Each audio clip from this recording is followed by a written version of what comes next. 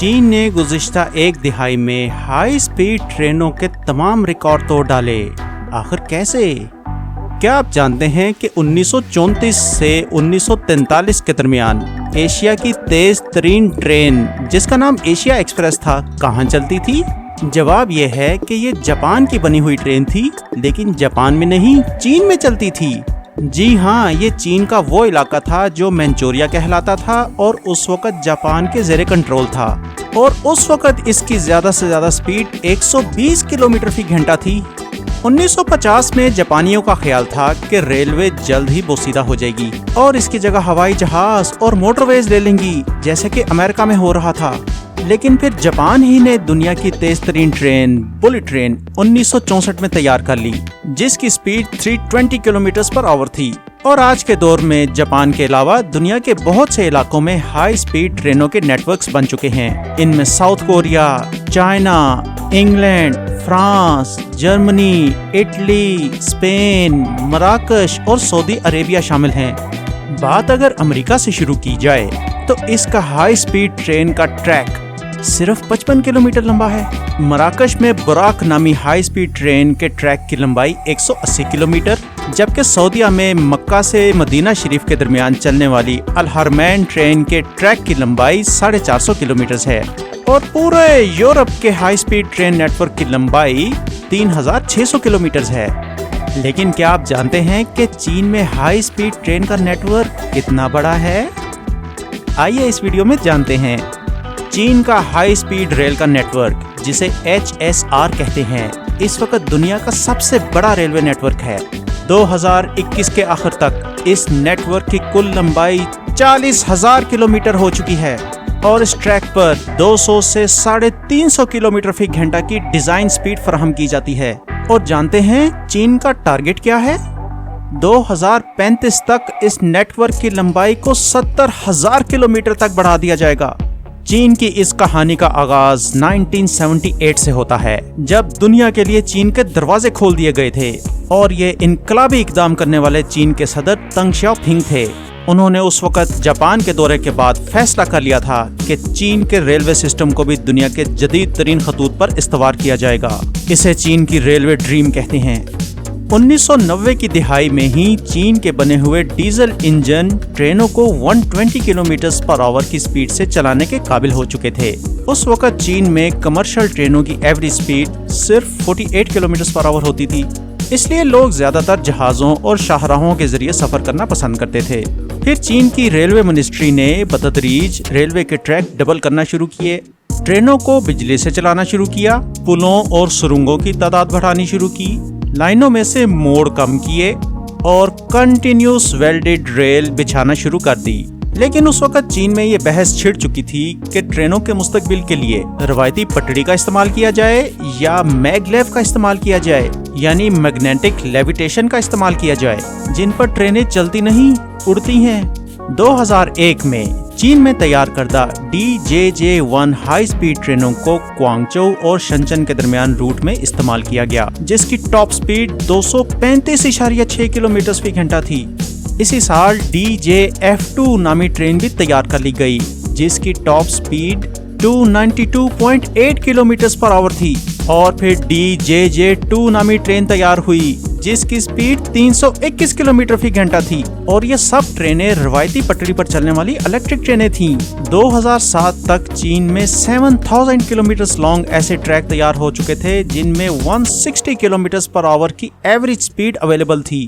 دوسری طرف شنگھائی میں دنیا کی تیز ترین ٹرین کا استعمال شروع ہو گیا، جب 2004 میں شنگھائی ایئرپورٹ سے لے کر شہر کے وسط تک 30 کلومیٹر لمبا میگلیف ٹرین کا ٹریک تیار کر لیا گیا اور استعمال کے لیے کھول دیا گیا۔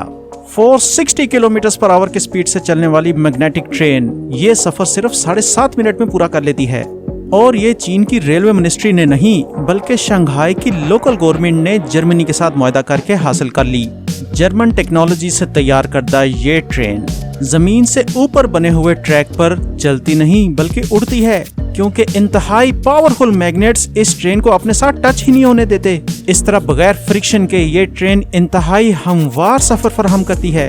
लेकिन फिर चीन की रेलवे की तरक्की में एक अहम मोड़ उस वक्त आया जब चीन की अपनी तैयार करदा हाई स्पीड ट्रेनों को खत्म करने का फैसला कर दिया गया और इनकी जगह ज्यादा काबिल भरोसा और जदीद तरीन टेक्नोलॉजी की हामिल यूरोपीय और जापानी ट्रेनों को इम्पोर्ट करने का फैसला किया गया। 2003 में चीन की रेलवे मिनिस्ट्री जापान से शिनकेनसन कंपनी की तैयार करदा हाई स्पीड ट्रेन हासिल करना चाहती थी, जो कि जापान में बुलेट ट्रेन तैयार करती थी। लेकिन इस पर चीन के अवाम ने जापान के खिलाफ एक मुहिम चला दी, क्योंकि उनके मुताबिक जापानी उस जुल्म सितम की माफी मांगने से इनकारी थे जो उन्होंने 1930s और 1940s में चीन पर कब्जे के दौरान ढाए थे। इस पर रेलवे मिनिस्ट्री ने दुनिया के कई ममालिक से जदीद ट्रेनों को इंपोर्ट करने का फैसला कर लिया। 2004 में 200 किलोमीटर फी घंटा की रफ्तार से चलने वाली 200 ट्रेनों के लिए फ्रांस की एल्स्टम, जर्मनी की सीमेंस और बॉम्बार्डियर ट्रांसपोर्टेशंस और जापान के कावासाकी कंसोर्शियम को ऑर्डर्स प्लेस किए गए। लेकिन ये सब TOT यानी ट्रांसफर ऑफ टेक्नोलॉजी के मुआहदे थे। ये CRH सीरीज कहलाई गई। CRH stands for China railways high speed और इन ट्रेनों के नाम खशिए और फूशिंग रखे गए। खशिए का मतलब मिलजुल कर काम करना, जबकि फूशिंग का मतलब अहयाए नौ है।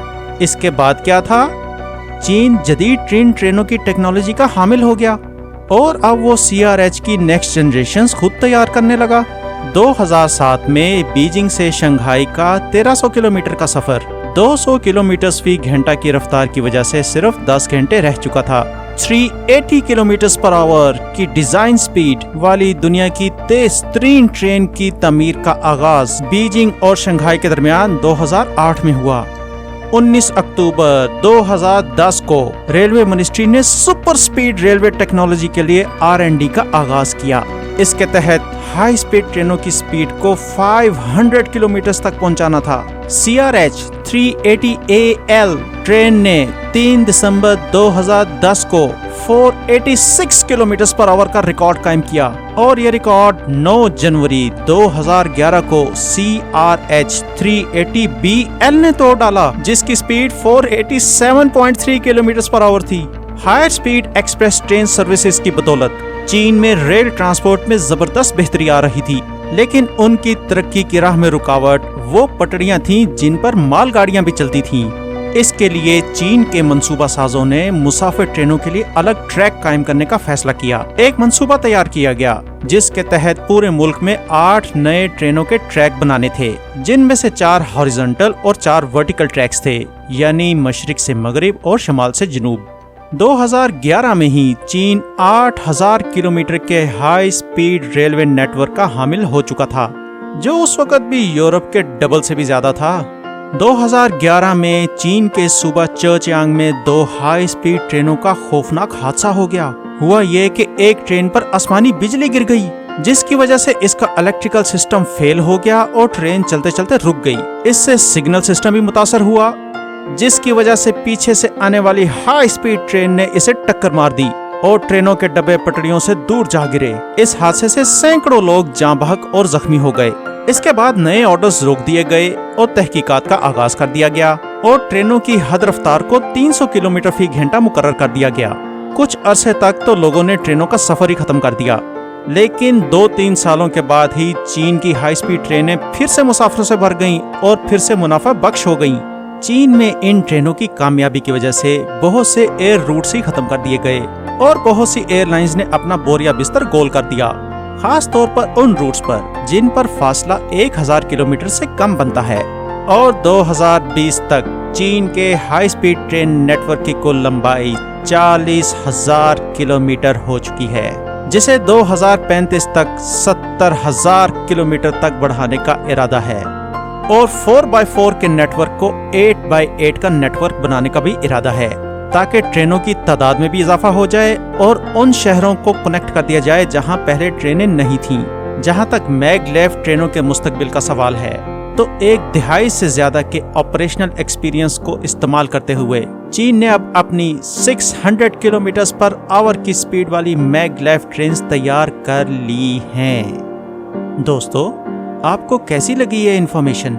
इसमें यकीनन हमारे लिए सीखने की बहुत सी चीजें हैं। کیا پاکستان بھی کبھی ان خطوط پر ترقی کر سکتا ہے؟